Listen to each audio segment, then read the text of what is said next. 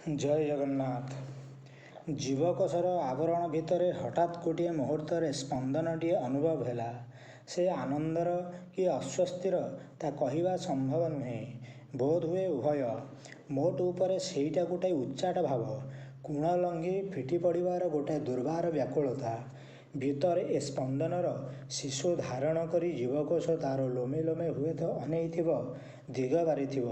କିନ୍ତୁ ସେ ନିବିଡ଼ ନିରନ୍ଧ୍ର ଅନ୍ଧାର ଭିତରେ କ'ଣ ଦିଗ ବିଦିଗ ସହଜରେ ମିଳେ? କୁଆଡ଼େ ଯିବ, କେମିତି ଯିବ ବୋଲି ଧନ୍ଦିଗୁରାଣ୍ଡି ହେଲାବେଳେ ସେ ଅନୁଭବ କରିଥିବ ଯେ ଯାହା ତା ଭିତରେ ରହି ବିଦ୍ରୋହ କରୁଥିଲା ତାକୁ ମନ୍ଥି ବିଦୀର୍ଣ୍ଣ କରି ପରିଶେଷରେ ବାହାରି ଆସିଲା। ତାହା ଏତେ ଶୁଭ୍ର, ଏତେ କୋମଳ, ଅଥଚ ଏତେ ତୀବ୍ର, ଏତେ ନିର୍ଭୀକ ଏବଂ ଏତେ ନିସ୍ପନ୍ଦ ଯେ ସେ ଏ କଦାକାର କୋଷ ଭିତରେ ପୁଣି ଥିଲା ବୋଲି ବିଶ୍ୱାସ କରିହେବ ନାହିଁ। ଅନ୍ଧକାର ତାର କିଛି କରିପାରେ ନାହିଁ। ସେ ଠିକ୍ ତାର ଦିଗ ବାରି ଉଠିଆସେ। ଅନ୍ଧକାରକୁ କହେ, ବୀଜକୋଷକୁ ମଧ୍ୟ କହେ, ମା, ତୁ ମୋତେ ଟିକିଏ ଧ, ମୋତେ ପରିପୃଷ୍ଟ କର। ମୁଁ ଯାହାର ନିର୍ଦ୍ଦେଶରେ ଉଠି ଆସିଛି, ତାକୁ ଅନୁଭବ କରୁଛି, ତାହାରି ଉଦ୍ଦେଶ୍ୟରେ ମୋର ଅନନ୍ତ ଯାତ୍ରା ଏଇ ଆରମ୍ଭ ହେଲା। ମୋତେ ଶକ୍ତି ଦେ, ବିଦାୟ ମଧ୍ୟ ଦେ। ମୁଁ ଯାଏ। ଫାଟିଯାଏ ଧରଣୀ ଏବଂ ଉପରକୁ ସେହିପରି ନିର୍ଭୀକ ଏବଂ ଶୁଭ୍ର ଶିଖା ପରି ଦେଖାଦିଏ ଅଙ୍କୁର। ତାର ଅଙ୍ଗେ ଅଙ୍ଗେ ପୁଲକ। ସେ ହୁଏତ ସବିତାଙ୍କୁ ପ୍ରଥମ ଥର ପାଇଁ ଦେଖିଦେଇ କହେ, ଓ, ତୁମେ ତାହାହେଲେ ମୋତେ ଏତେ ଦୂରରୁ ଆବାହନ କରୁଥିଲ? ତୁମେ ହିଁ ମୃତ୍ତିକା ଭିତରେ ମୋତେ ନିଦରୁ ଉଠେଇ ଦେଇଥିଲ?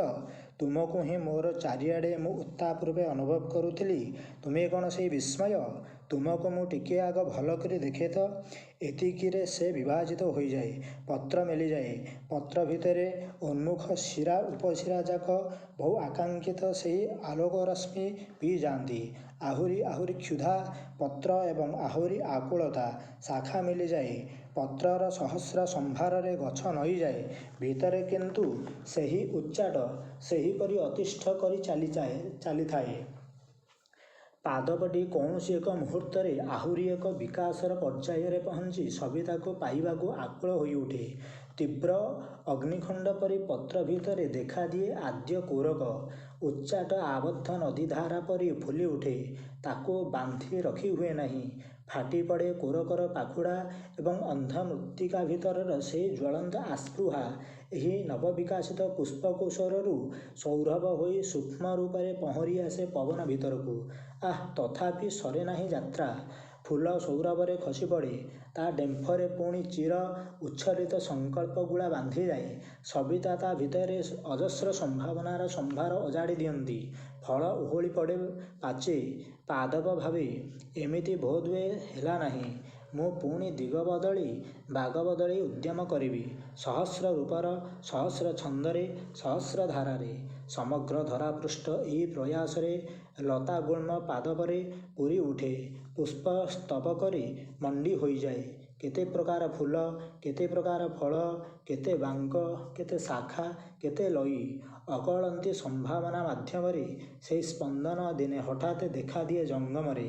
ପ୍ରାଣୀ ହୋଇ ସବୁ ଚେରଯାକ ନିଜ ଭିତରେ ସାଉଁଟି ରଖି ସେ ସେହି ଅଜ୍ଞାତର ସନ୍ଧାନରେ ଭ୍ରମି ହୁଏ। କେତେ କର୍ଦମାକ୍ତ, କେତେ ଲୋମଶ ଇତିହାସ, କେତେ ହିଂସ୍ର ଆଦିମ ଅରଣ୍ୟ ପାରି ହୋଇ ଦିନେ ପୁଣି ମନକୁ ସମ୍ଭାଳି କରି ମାନବଟିଏ ଦେଖାଦିଏ ଏ ଧରଣୀରେ। ତା ଭିତରେ ମଧ୍ୟ ସେହି ଆକୁତି, ସେହି ଅସ୍ୱସ୍ତି ଭାବ, ସେହି ଅହରହ ଉଚ୍ଚାଟ ଟିକିଏ ଛୁଇଁ ଦିଅନ୍ତା, ଟିକିଏ ମିଶିଯାଆନ୍ତା ଘନିଷ୍ଠ ଅନୁଭବରେ। ଯେ ତାକୁ ଦୂରରେ ରହି, ତାର ଶାଖା ପ୍ରଶାଖାର ଊର୍ଦ୍ଧ୍ୱରେ ରହି ତାକୁ ଏମିତି ତତେଇ ଆସିଛି, ଉତଲା କରି ଆସିଛି, ତାକୁ ମୁହାଁମୁହିଁ ଦେଖି ଦିଅନ୍ତା। ସେହି ଅପୂର୍ଣ୍ଣର ଅସହନୀୟ ଜ୍ୱାଳା, ସେହି ଯୁଗ ଯୁଗାବ୍ଧି ଧରି ଗର୍ଭ ଭିତରର ଆଲୋଡ଼ନ ହିଁ ବୋଧହୁଏ ଆସ୍ପୃହା। କେତେବେଳେ ତାହା କେଉଁ ମାର୍ଗରେ ଚହଟିଯାଏ, କେତେବେଳେ ଯୋଗକୁ ଆଶ୍ରା କରି ଲଢ଼ିଯାଏ ତ କେତେବେଳେ କର୍ମକୁ ଅବଲମ୍ବନ କରି ସ୍ଫୀତ ହୋଇଯାଏ। ହୁଏତ କେଉଁଠି ତାର ବି ଯାତ୍ରା ସରି ଯାଉଥିବ। ସରିବା ଉଚିତ। ଯାହା ଆରମ୍ଭ ହୋଇଛି ତାହା ନ ସରିବ ବା କେମିତି? କିନ୍ତୁ ତାର ଆରମ୍ଭ କେଉଁ ଆଦିମ ସୂର୍ଯ୍ୟର କେଉଁ ଆଦିମ ବିସ୍ଫୋରଣରେ ତାହା ଯେତେବେଳେ ଜଣାନାହିଁ, ତାର ବିଲୟ ବା କେମିତି ଜଣାଯିବ? ସଂସାର ଧର୍ମର ମହାପ୍ରବାହରେ ଅନେକ ତାଡ଼ନା ସହିବାକୁ ପଡ଼େ। କିନ୍ତୁ ମୂଳ ତାଡ଼ନା ବୋଧହୁଏ ଏଇ ଆସ୍ପୃହା, ଯେ ଅହରହ ମୃତ୍ତିକାର ଗର୍ଭ ବିଦାରି ନବରବିର ରଜ୍ଜକୁ ଚହଟି ଆସେ। ଏ ମୃତ୍ତିକାର ଆବରଣ ତାର। ତାର ପ୍ରସ୍ତ ଅନ୍ଧକାର ଯେପରି ଅନନ୍ତ, ଅସ୍ପୃହାରେ ସଂଗ୍ରାମ ମଧ୍ୟ ସେହିପରି ଅନନ୍ତ, ସେହିପରି ଦୁର୍ବାର ଏବଂ ଅନିବାର୍ଯ୍ୟ। ଜୟ ଜଗନ୍ନାଥ।